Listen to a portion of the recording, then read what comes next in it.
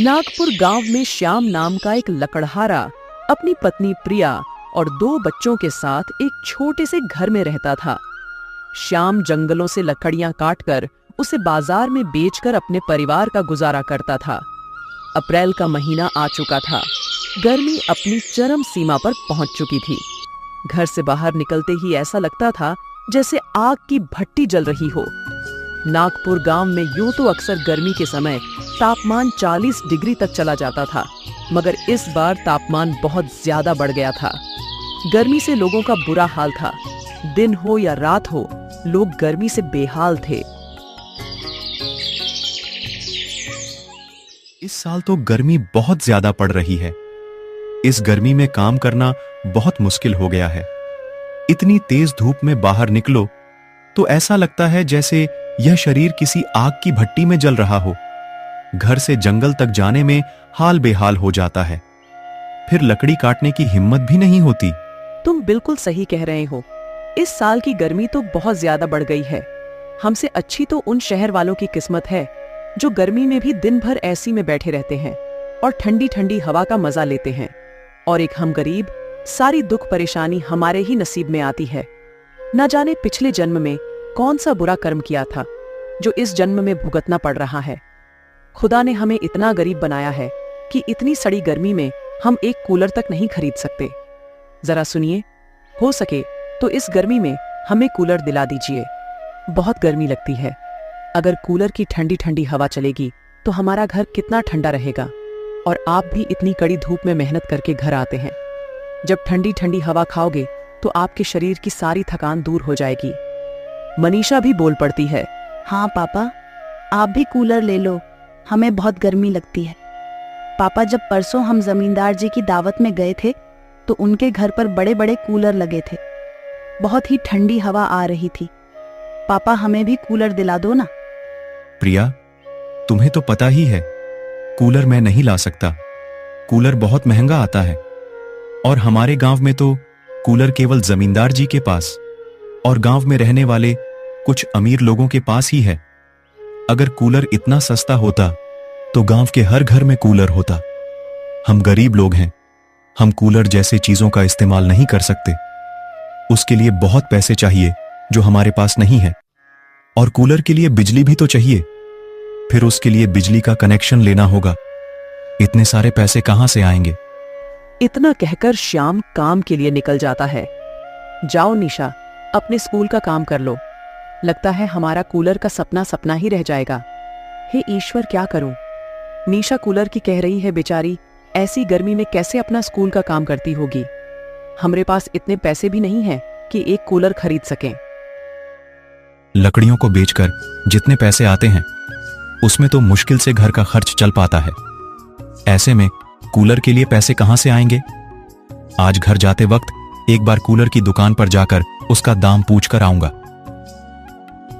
लकड़ियां काटने के बाद श्याम घर जाते वक्त एक कूलर की दुकान पर जाता है। भैया, इस कूलर का क्या दाम है? 5,000 रुपए से शुरू है। बताइए, आपको कौन सा कूलर चाहिए? ये बड़ा वाला या ये छोटा वाला? ये बड़ा वाला बिल्कुल ऐसी जैसी हवा देता है, लेकिन इसका दाम थोड़ा ज्यादा है। बोलो कौन सा लेना है? भैया, अभी बस मैं दाम पता करने आया था। मैं बाद में कूलर लेने आऊंगा। श्याम दुकान से चला जाता है। जाते जाते वो सोचना है खुदा, 5,000 रुपए, इतने पैसे तो नहीं है मेरे पास। मैं मुश्किल से दिन में 200-300 रुपए कमा पाता हूं, जो घर के खर्चे में खत्म हो जाते हैं। रास्ते में श्याम को पुराने सामान वाले की दुकान दिखाई देती है, जहां पर एक पुराना कूलर रखा हुआ था। श्याम उस दुकान पर जाता है और दुकान के मालिक से पूछता है, भैया, यह कूलर चलता है? नहीं, भागता है 220 की रफ्तार से। अरे, जब यहां बिकने के लिए रखा है तो चलता ही होगा, वरना खराब कूलर कौन खरीदेगा? वैसे इसका दाम क्या है? मात्र 10,000 रुपए दो और कूलर ले जाओ और घर जाकर ठंडी हवा खाओ। खुद खाओ, दूसरों को भी खिलाओ। भैया, कुछ कम हो सकता है क्या? नहीं नहीं, 1,000 रुपए में ही मिलेगा, इससे कम नहीं दे पाऊंगा। अगर लेना है तो पूरे 1,000 रुपए ही देने होंगे। श्याम सोचने लगाता है। 1,000 तो नहीं है मेरे पास, क्या करूं? 1,000 रुपए कहां से लेकर आओ? लगता है हमारे गरीब नसीब में मुसीबत कूटना ही लिखा है। ये कूलर पंखों के आराम तो अमीरों को ही मिलते हैं। कुछ देर सोचने के बाद श्याम का ध्यान गांव के जमींदार पर जाता है, जो गांव के जरूरतमंद लोगों को पैसे उधार देते था। एक काम करता हूं, जमींदार जी से 1000 रुपए उधार ले लेता हूं और इस बार ज्यादा लकड़ियां काटकर बाजार में बेचूंगा। लकड़ियों के जो पैसे मिलेंगे उनमें से जमींदार जी के पैसे वापस कर दूंगा। हाँ, यही सही रहेगा। मुझे जमींदार जी के पास जाना चाहिए। वह भले इंसान है, जरूर मेरी मदद करेंगे। श्याम जमींदार के पास जाता है और उससे 1000 रुपए उधार मांगता है। जमींदार उसको उधार देने के लिए राजी हो जाता है। ठीक है श्याम, ये लो 1000 रुपए, लेकिन ध्यान रखना जैसा तुमने कहा है कि तुम 1 महीने के बाद ये पैसे वापस कर दोगे, तो पैसे समय पर लौटा देना। मुझे और लोगों को भी पैसे उधार देने होते हैं। कभी तुम टाल मटोल करते रहो कि कल दूंगा, परसों दूंगा। मुझे ये बात बिल्कुल पसंद नहीं। ठीक है जमींदार साहब, मैं आपको महीने की आखिरी तारीख को पैसे लौटा दूंगा। लेकिन जमींदार साहब, मुझे इसका कितना ब्याज देना होगा? श्याम, ये बात पूरा गांव जानता है कि मैं ब्याज पे पैसा नहीं देता, क्योंकि ब्याज लेना मतलब किसी गरीब आदमी पर अत्याचार करना है। किसी जरूरतमंद की जरूरत पूरी हो जाए, मेरे लिए वो ही बहुत है। जमींदार साहब, आपका बहुत बहुत शुक्रिया। मैं आपके पैसे समय पर लौटा दूंगा। इतना कहकर श्याम वापस कूलर वाले की दुकान पर चला जाता है और दुकान के मालिक को 1000 रुपए देकर कूलर घर ले आता है। घर में कूलर को देखकर घर वाले बहुत खुश होते हैं। ये कूलर कहाँ से लाए हो आप, और आपके पास इसे खरीदने के लिए पैसे कहाँ से आए? बताइए ना, आपकी कोई लॉटरी लगी है क्या? हाँ, बताता हूँ। थोड़ा सब्र रखो। यह कूलर मैंने पुराने सामान वाले की दुकान से लिया है और पैसे मैंने जमींदार साहब से उधार लिए थे। बस उन्हीं पैसों से यह कूलर खरीदा है तुम्हें। और मनीषा को कूलर चाहिए था ना, तो बस मैं ले आया कूलर। चलो इसको चालू करके देखते हैं, आखिर ये कैसी हवा देता है। जैसे ही श्याम कूलर चलाता है, पूरे घर में कूलर में ठंडी ठंडी हवा आने लगती है। सभी घर वाले कूलर की ठंडी ठंडी हवा का मजा लेते हैं। इस तरह खुशी खुशी कुछ दिन बीत जाते हैं। अब यह बात गांव में धीरे धीरे फैलने लगती है कि श्याम के घर पर कूलर लगा है। गांव में बहुत कम ही लोगों के पास कूलर था, और जिसके पास भी था वह या तो जमींदार थे या गांव के कुछ रईस आदमी। गांव में रहने वाले आम लोगों के पास कूलर नहीं था। भाई, मैंने सुना है वह जो श्याम लकड़हारा है ना, उसने कूलर ले लिया है। क्या बात कर रहे हो लाला भाई? वह तो पूरे गांव में कहता फिरता है कि उसकी ज्यादा कमाई ही नहीं होती। वह तो इतना ही कमा पाता है कि वह अपने परिवार का गुजारा कर पाए। तो उसने कूलर कहां से ले लिया? जमींदार जी के घर जाते हुए देखा था। जरूर जमींदार जी से कर्ज लेकर लिया होगा। हाँ, यही हो सकता है। भला हम गरीब लोग कूलर कहां से खरीद सकते हैं? मेरी भी पत्नी कुछ दिन पहले जिद कर रही थी कि कूलर खरीद लो, बहुत गर्मी लगती है। पर अब तुम बताओ, हम गरीब लोग कूलर कहां से खरीदें? मैं सोच रहा हूँ क्यों ना श्याम से बात करके देखूं, आखिर उसने कूलर कैसे खरीदा और कहां से खरीदा है, और वह उसके पैसे कैसे भरेगा। श्याम अगले दिन जब काम पर जाता है तो लाला उसे रोकते हुए कहता है, अरे श्याम भाई, मैंने सुना है तुमने एक नया कूलर खरीदा है गर्मी से बचने के लिए। अरे नहीं लाला भाई, नया कूलर नहीं है। नए कूलर के पैसे कहां से आएंगे? वो एक पुराना कूलर है जो मैंने पुराने सामान वाले की दुकान से खरीदा है। इस कूलर के लिए मैंने जमींदार जी से पैसे उधार लिए थे। अच्छा, तुमने पुराना कूलर कर्जे से खरीदा है? हाँ लाला भैया, अब इतने तो है नहीं कि नया कूलर खरीद सके, और बच्चे भी बहुत जिद कर रहे थे कि पापा इस बार कूलर ला दो। तो मुझे यह पुराना कूलर दिखा और मैंने इसे खरीद लिया। अब मैं काम पर जा रहा हूं। जमींदार जी का कर्जा भी देना है, इसलिए ज्यादा काम करना पड़ेगा।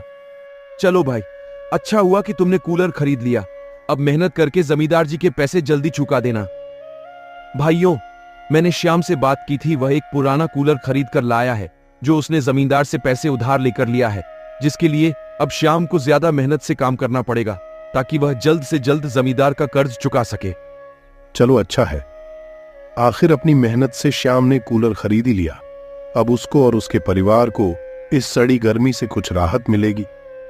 अजी सुनते हो, सारे मेहमान घर पर आ चुके हैं और तुम्हें पता है ना बाहर कितनी गर्मी है। इतने सारे लोगों के होने की वजह से घर में गर्मी और बढ़ गई है। जाइए कहीं ना कहीं से एक कूलर का जुगाड़ कर दीजिए। सुनीता, तुम्हें तो पता है बिटिया की शादी में कितना खर्चा हो गया है, और कूलर जैसी इतनी महंगी चीज खरीदने के लिए मेरे पास अब पैसे नहीं बचे हैं। इतनी मेहनत से पाई पाई जोड़कर मैंने बिटिया का ब्याह किया है। मैं यह सब कुछ नहीं जानती, आप बस कहीं से एक कूलर ले आइए। बिटिया के ससुराल वाले क्या कहेंगे कि इनके घर में एक कूलर तक नहीं है, तो वह क्या सोचेंगे हमारे बारे में। आप कहीं ना कहीं से एक कूलर का जुगाड़ कर दीजिए। तभी मगलू का ध्यान श्याम के कूलर पर जाता है और वो अपनी पत्नी से कहता है, मैं श्याम से बात करके देखता हूँ, क्या पता वह मुझे कुछ दिन के लिए कूलर किराए पर देने को राजी हो जाए। तुम सारे मेहमानों को संभालो, मैं कूलर का जुगाड़ करता हूँ। मगलू श्याम के घर जाता है और श्याम से कहता है, श्याम, तुमसे कुछ काम था। बोलो मगलू, क्या काम है तुम्हें? श्याम, क्या तुम कुछ दिन के लिए मुझे अपना कूलर किराए पर दे सकते हो? मैं तुम्हें प्रतिदिन के हिसाब से पैसे दे दूंगा। वह आज मेरी बिटिया के ससुराल वाले आ रही हैं। बहुत सारे लोग घर पर आए हुए हैं और तुम्हें तो पता है ना कि गर्मी कितनी बढ़ गई है, तो इसलिए कुछ दिन के लिए कूलर तुमसे किराए पर चाहिए था। मगलू, तुम्हें तो पता है मेरे घर पर एक ही कूलर है। अगर मैं यह तुम्हें दे दूंगा तो मेरे घर वाले कूलर की हवा कैसे खाएंगे? तभी प्रिया के मन में एक विचार आता है और वह मगलू से कहती है, हाँ ठीक है मगलू, हम आपको कुछ दिन के लिए कूलर दे देंगे, लेकिन आपको प्रतिदिन के हिसाब से किराया देना होगा। जितने दिन तक आप कूलर रखेंगे आपको उतने ही दिन का किराया देना होगा। मगलू प्रिया की बात से सहमत हो जाता है और वह कूलर ले जाता है। जी, मेरे दिमाग में एक विचार आया है, क्यों ना हम कूलर किराए पर दिया करें, क्योंकि गांव में बहुत सारे लोग हैं जिन्हें गांव के छोटे मोटे फंक्शन समारोह के लिए कूलर की जरूरत तो होती है। तो क्यों ना हम अपने कूलर को किराए पर देने का काम शुरू करें, इससे हमारी कमाई का एक जरिया भी बन जाएगा। बात तो तुम ठीक कह रही हो प्रिया, पर हमारे पास तो एक ही कूलर है। अगर वह तुम गांव में किराए पर देती फिरोगी तो तुम हवा कैसे खाओगी? आखिर यह कूलर तो मैं तुम्हारे और बच्चों के हवा खाने के लिए लाया था। अजी, कुछ दिन की तो बात है, जब कूलर को किराए पर देंगे तो उससे कुछ पैसे भी तो आएंगे। हम उन पैसे से एक और कूलर खरीद लेंगे। अब बोलो, कैसा लगा मेरा विचार? हाँ प्रिया, विचार तो तुम्हारा बहुत अच्छा है। थोड़ी ही दिन में किराए पर कूलर देने की वजह से श्याम के पास कुछ पैसे इकट्ठे हो जाते हैं और वो उन पैसों से जमींदार का कर्जा दे देता है और बाकी बचे पैसों से एक और पुराना कूलर खरीदकर ले आता है और उसे अपने घर में लगा देता है। ऐसे ही 2 दिन बीत जाते हैं। तभी तीसरे दिन उसके घर पर 2 व्यक्ति आते हैं। श्याम भाई, मैं तुमसे 2 दिन के लिए कूलर किराए पर लेने आया हूँ। अरे भाई, मुझे भी शाम से कूलर किराए पर चाहिए था। भाई, तुम बात को समझो, मुझे कूलर की बहुत ज्यादा आवश्यकता है। तुम परसों ले जाना, मुझे ये कूलर आज और कल के लिए चाहिए, उसके बाद तुम ले जाना। लेकिन पहले मैं आया हूँ तो कूलर में ही लेकर जाऊंगा। अरे आप लोग बिल्कुल चिंता मत कीजिए, अब मेरे पास एक नहीं 2 कूलर हैं। एक आप ले जाइए और एक आप ले जाइए। तभी श्याम के घर एक और व्यक्ति किराए पर कूलर लेने आ जाता है। श्याम, क्या तुम कुछ दिन के लिए मुझे अपना कूलर किराए पर दे सकते हो? मैं तुम्हें प्रतिदिन के हिसाब से पैसे दे दूंगा। भैया, मेरे पास 2 कूलर थे और दोनों किराए पर जा चुके हैं। अब मेरे पास कोई भी कूलर नहीं है। मुझे माफ करना, मैं अभी आपकी कोई मदद नहीं कर सकता। इस तरह श्याम का कूलर व्यापार अच्छा खासा चलने लगा था। थोड़े ही दिनों में श्याम की कमाई अच्छी हो जाती है, जिसे वह अब और नए कूलर खरीद कर ले आता है और उनको गांव में किराए पर देने लगता है। थोड़े ही दिन में श्याम ने कूलर के किराए से आए पैसों से बहुत सारे नए कूलर खरीद लेता है। प्रिया, अब हमारे पास बहुत सारे कूलर हो गए हैं। मैं सोच रहा हूँ क्यों ना बाजार में एक दुकान ले लूं और मैं उसमें कूलर बेचा करूंगा और किराए पर भी दिया करूंगा। दोनों काम एक साथ एक ही दुकान पर हो जाएंगे। जी, तुम्हारा ये विचार अच्छा है। मैं भी आपकी मदद करवा दिया करूंगी और फिर धीरे धीरे हम अपना कारोबार और बढ़ा लेंगे। श्याम ने बाजार में कूलर की एक दुकान खोल ली। अब श्याम दुकान पर कूलर किराए पर भी देता और नए कूलर भी बेचता था। इस तरह श्याम का कूलर का व्यापार चल पड़ा था। वह अब एक सफल व्यापारी बन गया था और उसकी आर्थिक स्थिति में काफी सुधार आया था। उसने अपनी छोटी सी झोपड़ी को बहुत जल्द ही एक सुंदर से घर में बदल दिया था और अब घर के सभी लोग मिलकर खुशी खुशी पूरी गर्मी कूलर की हवा में गुजारते हैं।